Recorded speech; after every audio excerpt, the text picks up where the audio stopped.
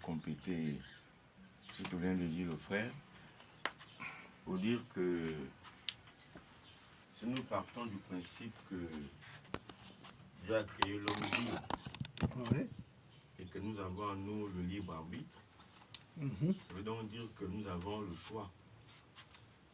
Et ce sont nos choix qui entraînent souvent les conséquences de ce que nous subissons. Tout à fait. À travers nos pensées, à travers nos paroles et à travers nos actions.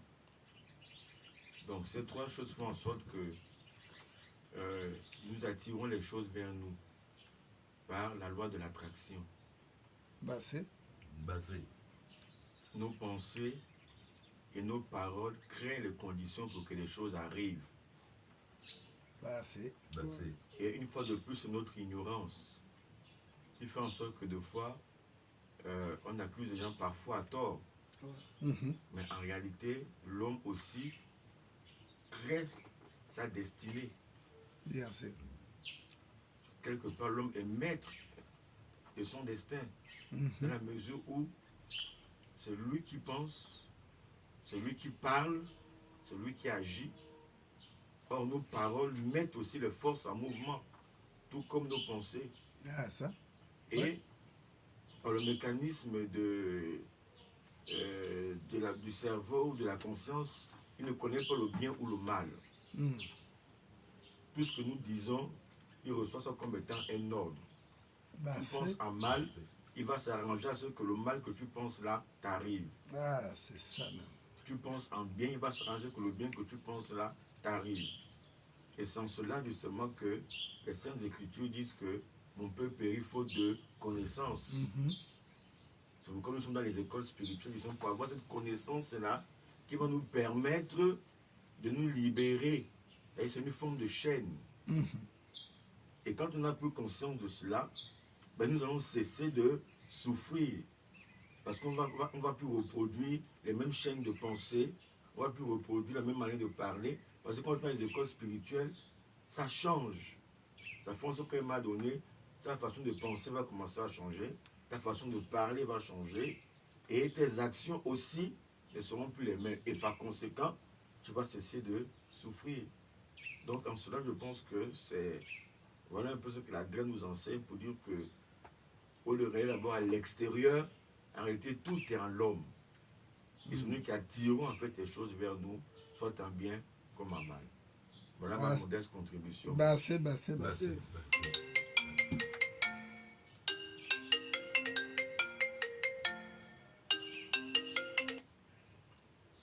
Oui, allô?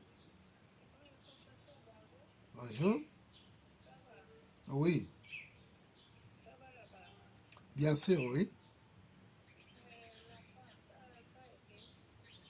Non, l'enfant est au Sénégal.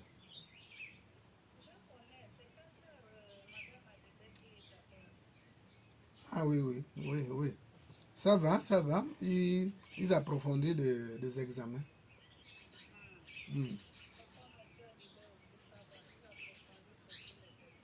Ah, c'est bon.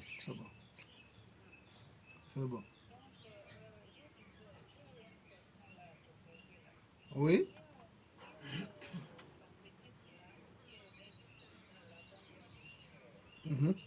Oui.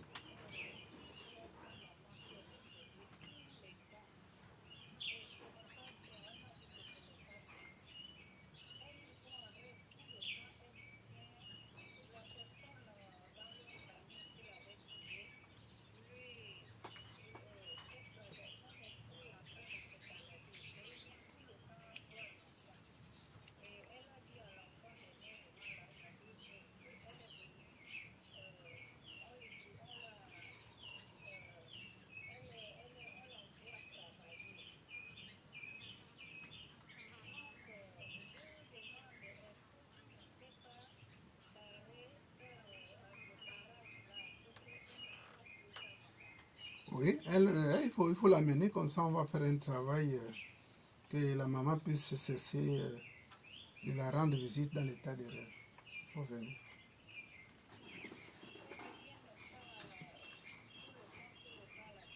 Non, même pas une fois. Quand on est mort, c'est pas la peine que que les morts puissent s'occuper des vivants.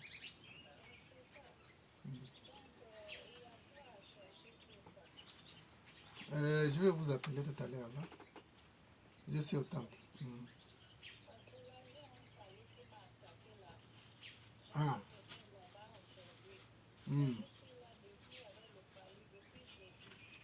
Ah, ça.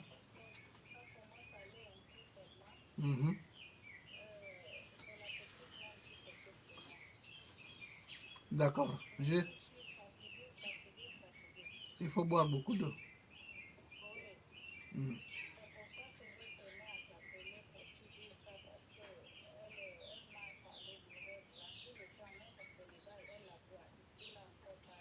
Ce n'est pas bon.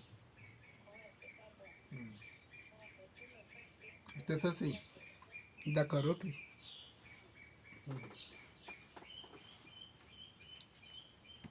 Alors,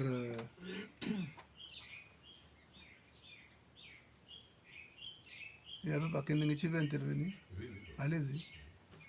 Je voulais intervenir dans le même sens que Maître Mboudi et les autres. C'est vraiment, ce qu'il a dit est vraiment très... Ah oui, ça élève, ça me élève. Oui. Donc j'ai dit, l'ignorance n'a pas d'excuse. Oui. Nous sommes divins, donc nous pouvons résoudre beaucoup de nos problèmes. Nous sommes des arbres à souhait.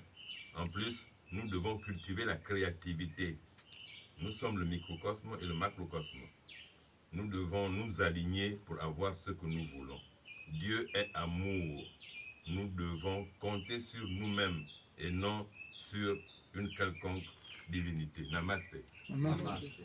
Ah, Bassé. Bassé. C'est une bonne intervention. Alors, cette graine-là dit exactement tout ce que vous venez de dire.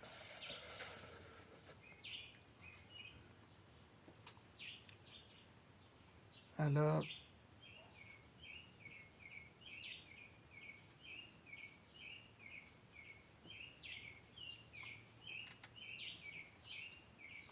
nous sommes... Oui. Merci, maître.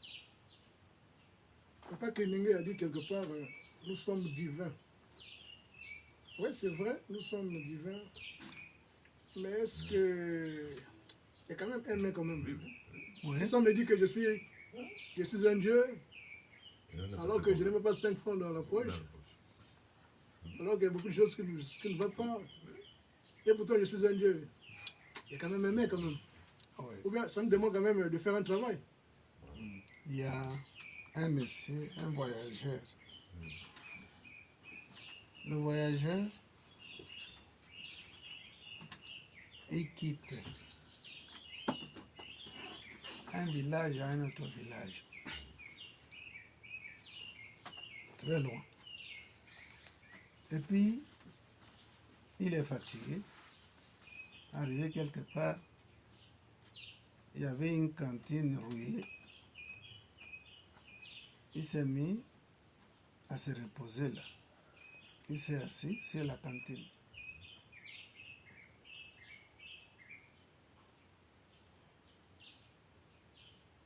Lorsqu'il s'est reposé assez, il continua son parcours.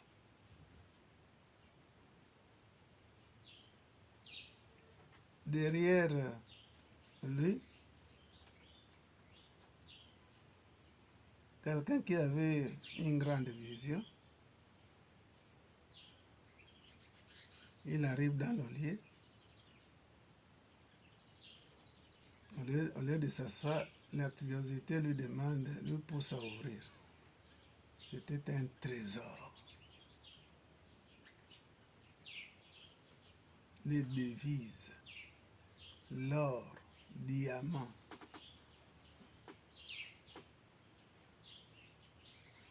Il s'est réjoui de ça toute sa vie. Il a pris, il a amené ça là, il revenait.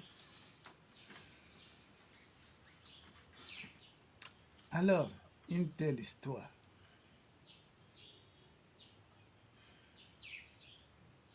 on voit au départ l'ignorance.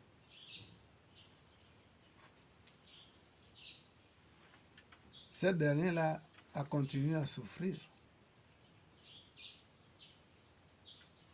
Or, l'homme ne doit pas être comme robot. Il faut chercher à avoir connaissance de ton environnement, s'il le faut. D'où on doit avoir l'éveil ou le discernement. L'autre a utilisé la curiosité qui fait partie des dons que l'homme a pour chercher à connaître l'inconnu, pour chercher à percer le mystère. Qu'est-ce qui lui a poussé à ouvrir la cantine qui n'aime pas à lui? C'est pas lui qui a déposé. Mais il y a quelque chose, une intuition, quelque chose de ce genre. Donc ce qui veut dire tout simplement que on peut être né d'une famille royale. Si on ne fait pas attention, on souffrira.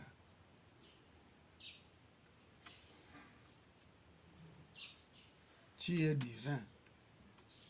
Comme Papa Kenenge a dit, nous sommes divins. Et vous vous posez la question, comment on peut être divin et vivre des expériences comme ça, des manquements. Nous sommes divins dans un corps humain. Et dans ce corps humain, vous avez l'esprit, le mental. Le mental qui peut nous causer tous les torts.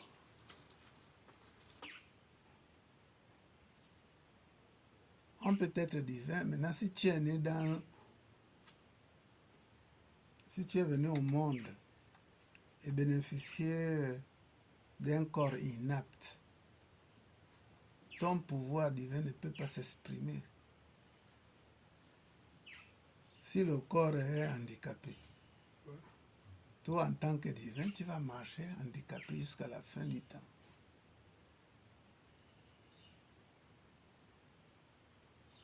Et pourtant, tu es divin. Tout le pouvoir est en toi.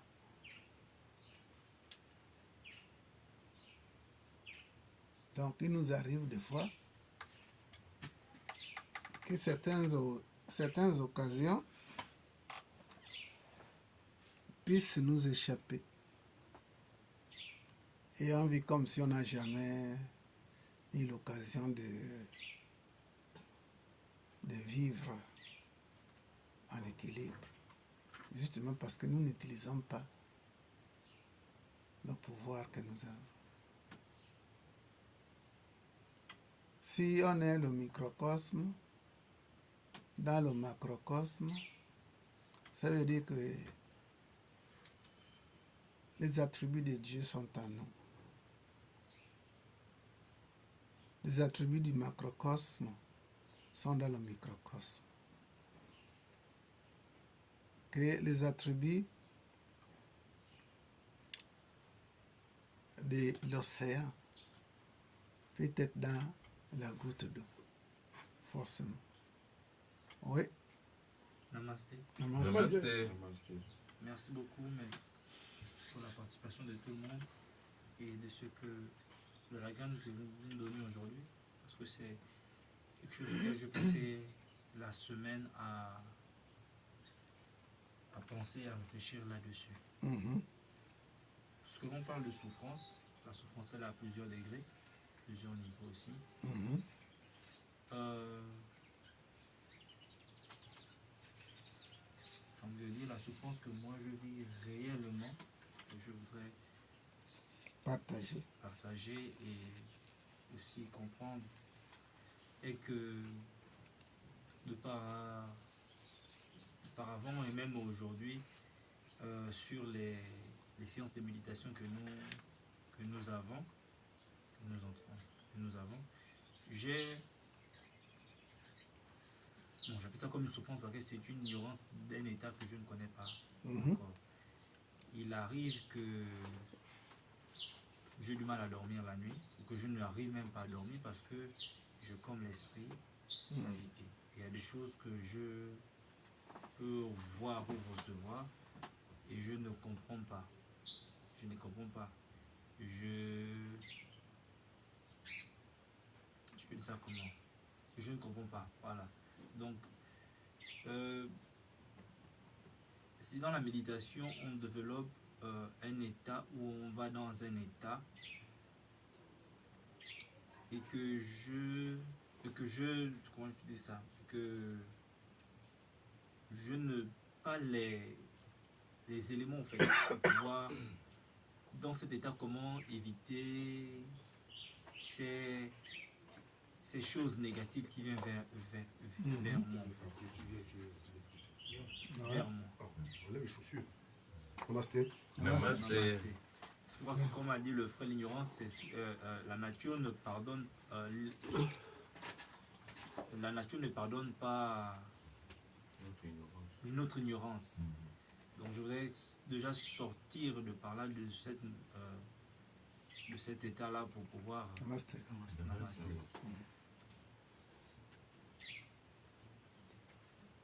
Oui. Revenez sur ce que vous venez de dire. En bref, je disais, j'ai une souffrance actuellement, c'est dans mes états de méditation. Par exemple, comme samedi, je n'ai pas dormi. Je n'ai pas pu dormir. Donc, et à part cela, il y a des moments où il y a des choses, j'ai l'esprit agité. Et j'ai eu, exemple, à avoir une vision qui m'a un peu fait réfléchir. Donc, je me pose d'action alors que je cherche à me lever. S'il y a des choses déjà qui viennent vers moi, comment je peux faire? Parce que sûrement je ne sais pas. Comment je peux faire? Qu'est-ce que je peux faire pour éviter qu'il y ait ces troubles-là, ces moments troubles-là que je vis en fait.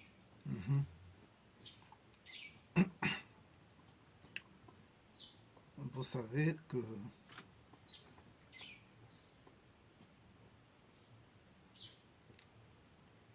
l'esprit de l'homme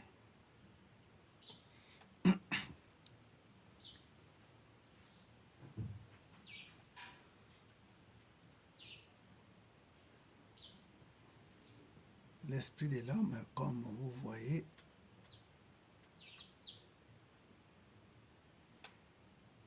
le singe.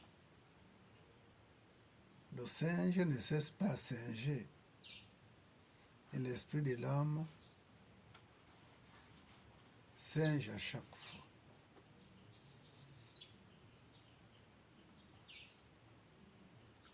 Si on a un singe là qui n'est pas attaché, je pense qu'il y aura des dégâts. Les bouteilles, partout, il va sauter. Il agit par rapport à quoi? Son état. D'où la raison pour laquelle nous avons des formules, des possibilités pour apprivoiser notre esprit ou nos esprits. Dompter son esprit, c'est d'avoir le pouvoir sur l'esprit. L'esprit a des qualités.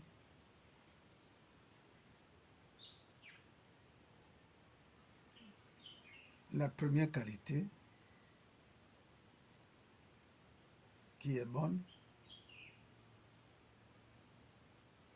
c'est quand il devient maître.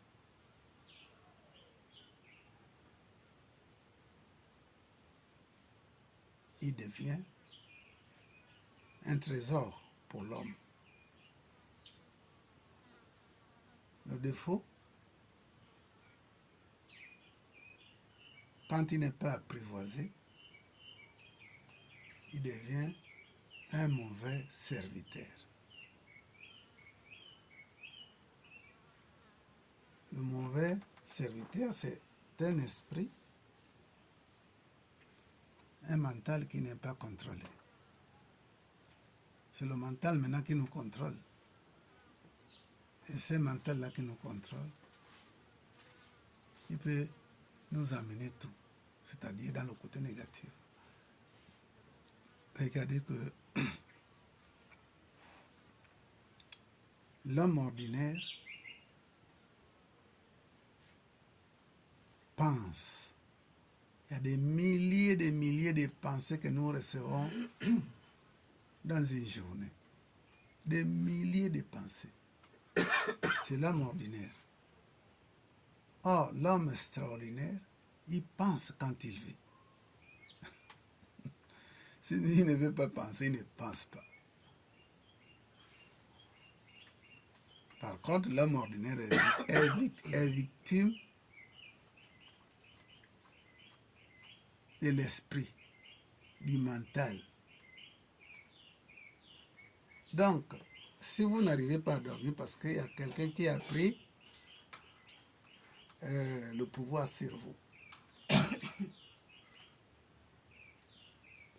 qui a pris le pouvoir, quel phénomène qui a pris le pouvoir? C'est cette énergie que nous appelons mental. Le mental personnel. Donc le travail ici, c'est de travailler, d'apprendre le mental à nous respecter. Parce que c'est un instrument qu'on nous adopte, mais on a le pouvoir sur le mental. Donc il faut faire des exercices, des travaux qui permettent que vous puissiez avoir la même mise sur le mental. Si vous n'arrivez pas à dormir la nuit parce que les pensées viennent de gauche à droite, et si vous voulez faire assez que ça puisse cesser, vous avez ce pouvoir-là. Et quel est le travail que je pourrais faire pour que... Quel est? Le travail que je peux faire. Il y a des exercices qui peuvent être donnés, mais dans la nuit, vous faites l'auto-inoptisme. L'auto-inoptisme, vous comprenez qu'est-ce que c'est? Et synoptise, ça vient de... On synoptise soi-même. Comment on fait? Oui, et tu dors quand tu veux, à partir de cet exercice-là. Donc, il y a des petits exercices qu'on peut faire dans la journée pour que le psy-conscient puisse vraiment prendre note et il va agir quand tu voudras qu'il agisse. L'auto-inoptisme. C'est de donner de l'ordre à ton mental de se calmer selon ce que vous voulez. Et il va obéir à ça. Il faut prendre l'autorité sur lui. Oui, il faut prendre l'autorité sur le mental. Et non le contraire. Comme je disais que le mental, c'est un bon maître, mais un mauvais serviteur. Parce que le bon maître, c'est qu'il peut canaliser tous vos pensées à des amis, à des personnes, à des milliers de kilomètres. Vous voyez le travail du mental.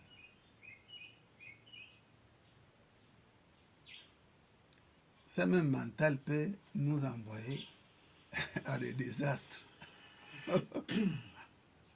au séisme. Parce que c'est un instrument que nous avons le pouvoir de manipuler. Et il est là justement il est là à notre service. Tu n'as pas le téléphone, tu as quelqu'un qui est en France. Ou bien vous avez le téléphone, vous n'avez pas d'unité. Alors vous vous asseyez, vous prenez une position qui vous convient, position en tailleur ou une autre position. Vous envoyez le message à ces derniers-là. Dans l'instant même, la personne reçoit. Vous rentrez en télépathie. La télépathie que nous connaissons tous, c'est un moyen que nous pouvons causer avec des êtres à distance, par la communication intérieure.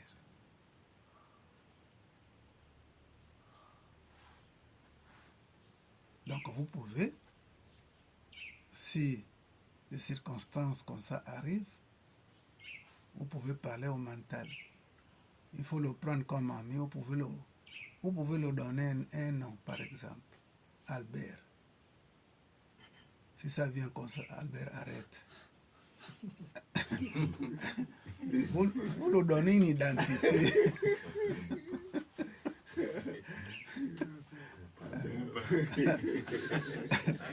Vous lui donnez une identité et désormais, il va répondre par le nom Albert.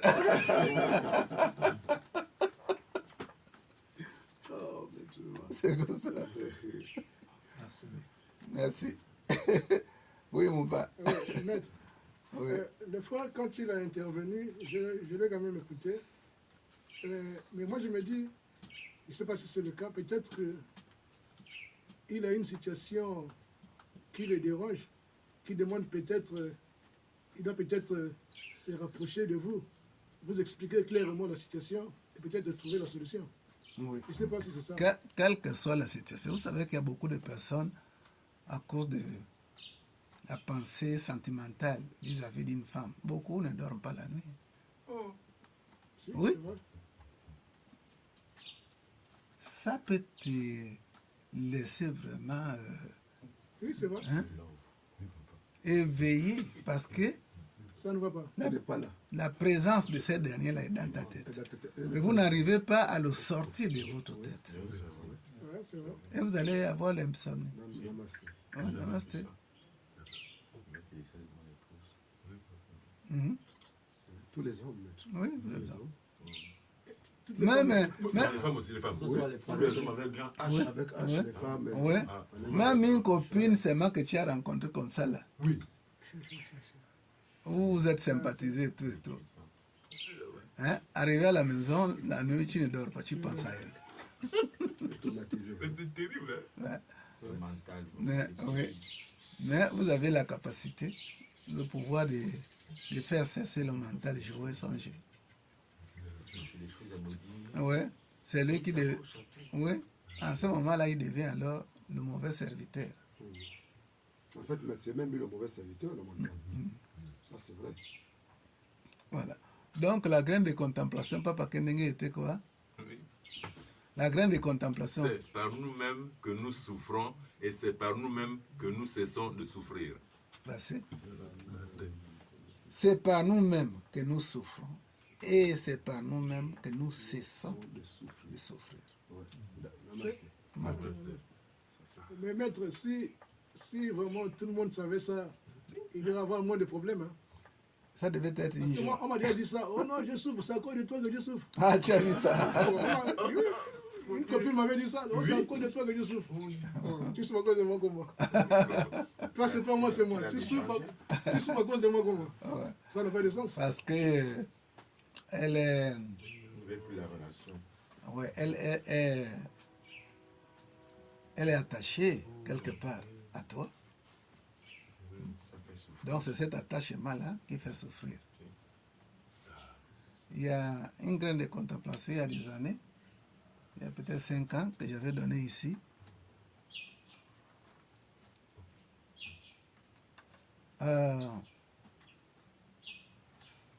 J'ai la douleur, mais je ne souffre pas.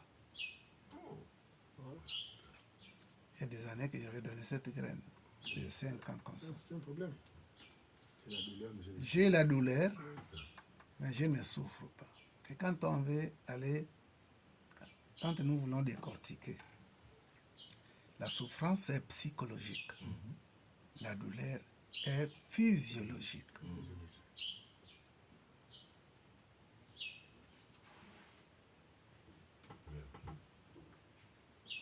Professeur physiologique, Oui, on peut ça dire veut quoi? dire. Physique? Oui, c'est oui, C'est physique. c'est physique. C'est physique. C'est physique. Lorsque vous avez une blessure quelque part, Ah, tu as mal quelque part. donc la souffrance, c'est dans la tête. Oui, Et la douleur, un on ressent la douleur. Oui. Ouais, ça, on peut voir ça comme ça. C'est un peu votre vie. Physiologique. Ouais. Physique. Donc, Non, là, je comprends bien. Même moi, laisse comprendre. Mais maître, mon papa avait fourni la dernière fois la démonstration là.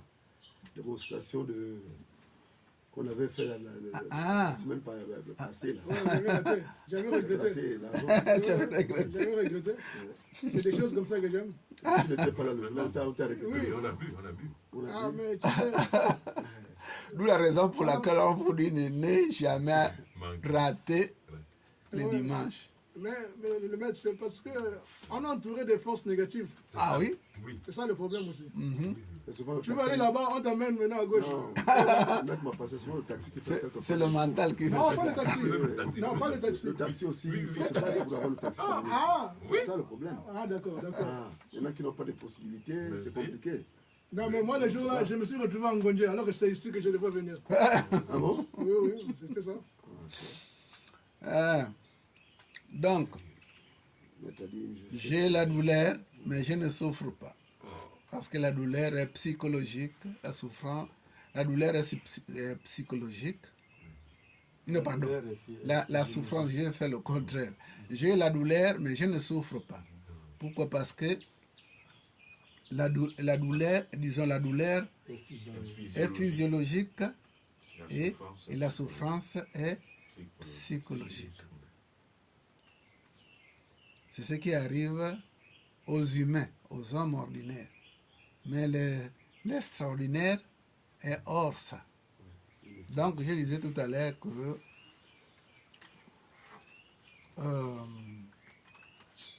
en parlant de cette graine,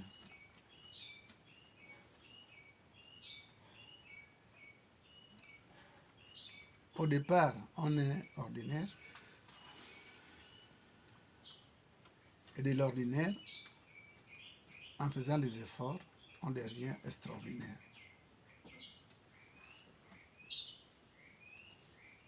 Donc ça veut dire que nous sommes nous-mêmes la serrure et la clé. Nous sommes la serrure et nous sommes aussi la clé.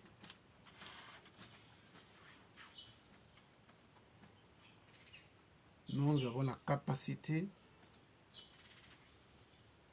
ou le pouvoir ou les attributs du macrocosme. Le microcosme que nous sommes, nous bénéficions des trois attributs. L'omniscient, l'omnipotence et l'omniprésent. On a ça en nous. Mais nous ignorons que nous sommes. l'omniscience, l'omnipotence et l'omniprésence. Oui, nous avons ça. Aucun être humain, ces attributs ne lui sont pas absents. Mais ce sont ces attributs de Dieu. C'est des attributs de Dieu, puisque nous sommes la Le goutte, microcosme. le microcosme. Et le microcosme, dans le macrocosme. Et le macrocosme, juste, c'est l'inconnu. C'est Dieu. C'est tout ce que nous pouvons. C'est tout ce qui est grand. Tout ce qui est plénitude. En réalité, avec tout ce que nous avons comme attribut, on ne doit pas souffrir ou vivre ce que nous vivons comme expérience. Et pourtant, Oui. Et pourtant nous Termine souffrons. d'abord. Et pourtant, vas-y. et pourtant nous souffrons. Et pourtant, nous sommes là. Merci, maître. Ce que vous dites englobe des personnes qui sont déjà dans la connaissance. Mais pour certains qui sont encore ignorants, ils sont ignorants dans cela. Donc pour moi, la question c'est plus comment le comment vivre, comment devenir cela. On l'est, mais comment le devenir, maître? Comment devenir le macrocosme? Oui. Le manifester. Comment vivre en tant que microcosme ou bien macrocosme? Comme le dit déjà de par la graine, Macrocosme, c'est la terre. comme le dit déjà par la graine, nous souffrons par nous-mêmes. Oui. Parce qu'au départ, lorsque nous naissons avec quelqu'un dit que nous naissons tous voyants. Quand quelqu'un l'enfant voit tout. Il voit le monde spirituel, il voit le monde matériel dans lequel il est. Il voit tout. Mais en grandissant, il y a une rupture, il y a une séparation. Il reste seulement lié à ce monde-là, en quelque sorte. Donc là, on rentre dans les conceptions, dans la conception du monde auquel il est. Les parents, s'ils sont chrétiens, on l'amène à l'église, on le baptise, on lui trimballe comme on lui trimballe. Il rentre dans la pensée religieuse. Si c'est le bouti, il rentre là-bas. Il grandit comme ça. Si on dans le cadre de l'église, sans pourtant avoir la pensée qu'il est... Le microcosme. Voilà. Non. Je suis un peu perdu dans mes dires, excusez-moi. Oui. Mais justement, c'est l'ordinaire. En faisant des efforts, il devient extraordinaire. Quand vous dites effort, qu'est-ce que symbolise l'effort en question? Le travail. Le travail, quel que soit le travail que vous allez choisir, c'est ce qui nous amène à être extraordinaire. Le travail, c'est quoi, maître? Bon. Mais les efforts à faire. Les exercices, si tu veux, L'exercice, si tu veux te projeter dans un domaine, Même si tous les matins, même si tous les matins là, en fait, tu fais un programme. Voilà. Que chaque jour, tu diras pain béré, un mantra comme ça que vous avez créé. Pain béré, tu le feras chaque fois 108 fois. Au bout de quelques semaines, tu seras dans l'abondance de pain béré là. C'est vrai, ça ressemble à rien, mais c'est vrai. Oui, c'est un mantra. Je vous avais rencontré l'histoire de pain béré, non? Voilà. Maître, il y a un élève béninois, un enfant qui va chez quelqu'un, et puis bon, il va pour apprendre, et puis le monsieur lui montre rien.